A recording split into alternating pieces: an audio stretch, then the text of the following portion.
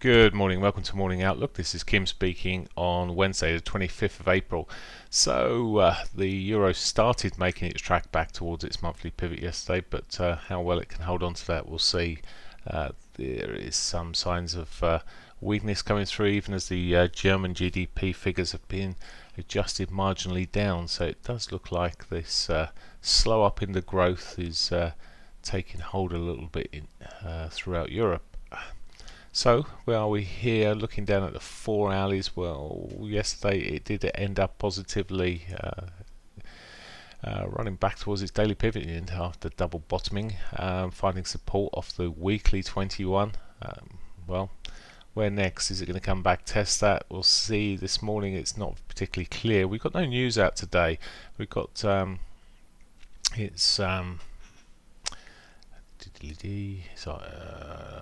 Liberation Day in Italy. We've got the New Zealand and Australian are both on a holiday at the moment. So it's it could be a quietish one. We've got Anzac Day, haven't we? That's what I was remembering. So we've got, it could be a bit of a quietish one, and of course tomorrow we've got the ECB meeting. So we'll see how this rolls out. But at the moment, from what I can see here, if anything, there is a potential for still a push. Believe it, a bit more of a correction to the upside on the euro. I'm still wary of the weekly pivot above. I'm just watching what's happening here this morning. It's sold off a little bit through the Asian session. Just need to watch this. My preference is to go with the trend here, but I just need to watch post 8 o'clock in terms of what's going on. And if it does start going with the trend, well, I was looking yesterday towards the monthly S1, which would be breaking through that weekly 21, which you'll need to do that. So I'll be looking down to that sort of level overall, but I do appreciate it could be a quiet day. We could just see it giving us a triple bottom, so bear that in mind.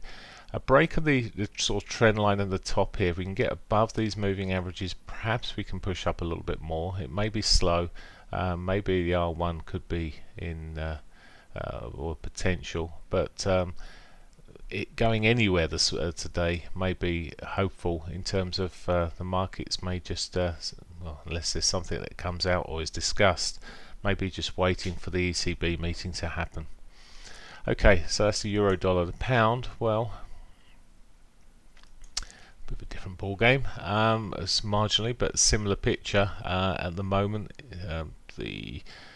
We've seen this retracement. It retraced yesterday, ended up closing that 5-day, well, the 6th day was positive, caught the daily pivot.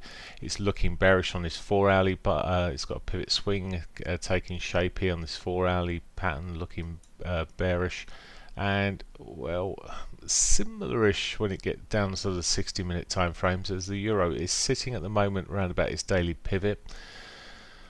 It too could push up. It has a weekly pivot above, which may draw it at some point, but would need to see some dollar weakness coming through the markets. At the moment, is pretty neutral. There was neutral news over the throughout the Asian session, and as I said, there's holidays going on, etc.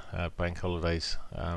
So at the moment, again, same sort of principle of the euro. As much as I'd prefer to be on the short side of this market, if it does start breaking these highs here, or breaking the trend line that's running across the highs here, maybe look for a position to the upside. Targets, well, the targets are pretty tight. Maybe R1, maybe that 60-minute 100 would be a reasonable target to achieve. But even yesterday, the range was quite tight for most of the day, and I can't see a lot that's going to drive it differently today. Okay. And on Friday we've got the GDP data coming out. That might, it's not a great big showstopper that it may be waiting for, but all the same, with little else to drive it at the moment. Now the yen's continuing its march upwards, and it looks like that daily 200 could be a target yet, and maybe more. the way it's running at the moment. Solid dull movement through on these 4 hourlies, that bearish engulfing.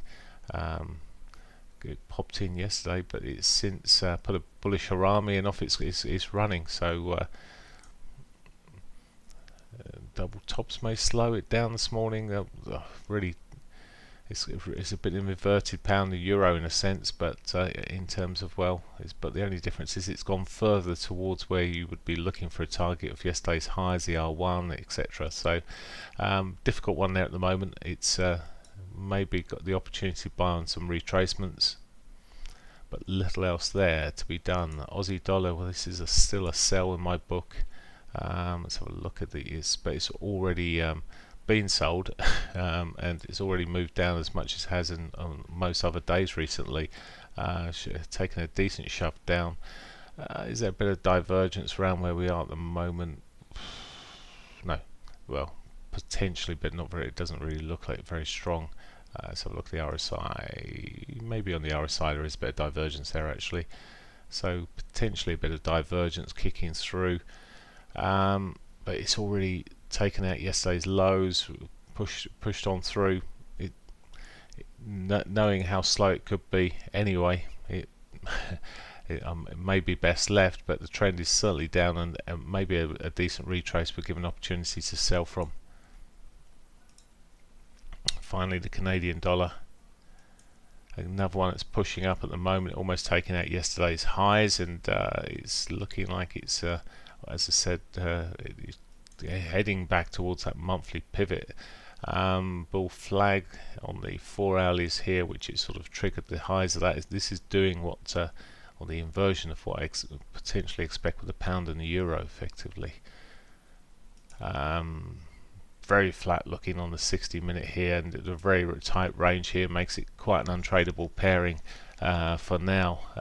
It may be just breaking out, which may give it a little bit more power, strength, momentum, but it's what a flat day we had yesterday on it, and in real terms, trying a choppy old day. Not good to be trading it pairing when it's running like that.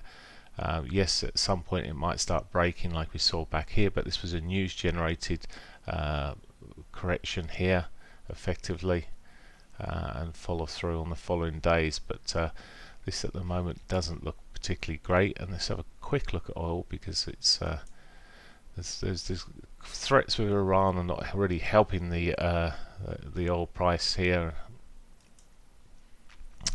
But all the same, it's normally oil goes flying when there's those sort of threats kicking around. Well, actually yesterday ended up coming back down a little bit. As I said before, I think Trump with it on his radar there, there may be more rhetoric, more comments coming out, and maybe a correction back, a bit more of a correction coming through on oil at some point.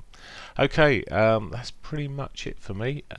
Say very little in the way of news today. We've literally got apart from the Italian bank holiday, we've got crude oil inventories at 3:30, and we've got the Bank of Canada governor speaking at 9:15 this evening. So there we go. Have a great one. Bye for now.